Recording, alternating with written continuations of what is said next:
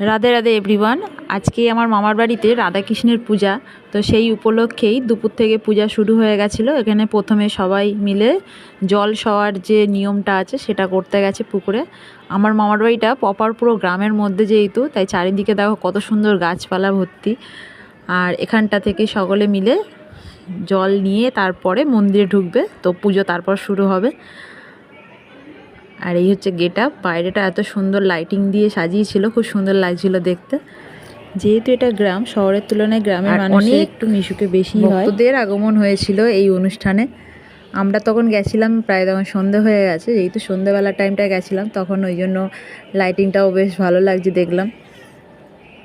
এটা হচ্ছে main gate. এই মেন গেটের এখান দিয়েই ভিতরে ঢুকতে হবে মন্দিরে। তো সামনেই মেন গেটের দিয়ে ঢুকে মন্দিরটা দর্শন করো সকলে। আর গ্রামের মধ্যেও যে এত সুন্দর ডেকোরেটিং করে সাজিয়েছে দেখে খুব সুন্দর লাগছিল। ভিতরটা ভীষণ সুন্দর করে গুছিয়ে রেডি করা হয়েছে।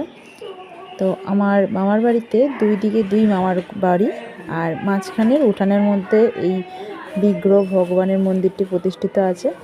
চলো এবারে দেখাচ্ছি যেখানে আমাদের প্রসাদের আয়োজন করা হয়েছিল সেই জায়গাটা। তো এই রাস্তা দিয়েই সোজা গেলে যেখানটাতে প্রসাদের আয়োজন করেছে সেই জায়গাটা আছে। তো আমরা যখন গেছি তখন, সরি ফর ব্যাকগ্রাউন্ড নয়েজ, তো তারপরেই আমরা এই প্রসাদের এখানে এসে দেখলাম যে এখানে এখনও রান্না চলছে। আর এই জায়গাটাতে রান্না হচ্ছে, আর বাকি জায়গাটা রেডি করা হচ্ছে সকলকে প্রসাদ দেবে বলে। এইটা পুরো জায়গাটা জুড়েই অনুষ্ঠানটা হয়। আমরা দুই বোন এখানে কিছু ছবি তুললাম। ছবি তোলার পর আমরা আবারও চলে এসেছি মন্দিরে। আর এখানে তখন অলরেডি আরতি হবে বলে প্রিপারেশন হচ্ছিল। কত সুন্দর লাগছিল কিন্তু সাজিয়ে, ফুলের মতো ফুলের সাজে রাধাকৃষ্ণকে, দারুণ সুন্দর লাগছিল দেখতে।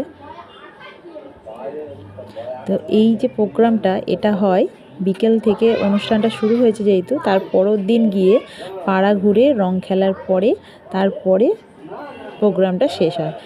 তো সেই জন্যে আমরা আজকে এখানে রাতের বেলা স্টেও করব। আর সারা রাতই হরিনাম সংকীর্তন চলবে। সারা রাতই একটার পর একটা গানের যে সংকীর্তন করে যারা, সেই দলগুলো উঠবে, তারা গান করবে, তারপর আবার নেক্সট কোনো দল উঠবে। এইভাবে সারা রাত সংকীর্তন হবে এবং তারপরে প্রোগ্রামটা শেষ হবে।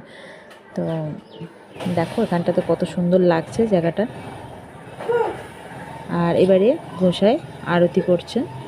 যে প্রোগ্রামটা হয় এটাকে অ্যাকচুয়ালি বলা হয় নিশি প্রহর, অর্থাৎ আগের দিন স্টার্ট হয়ে পরের দিন গিয়ে সমাপ্ত হয় পুরো রাতটা জুড়ে।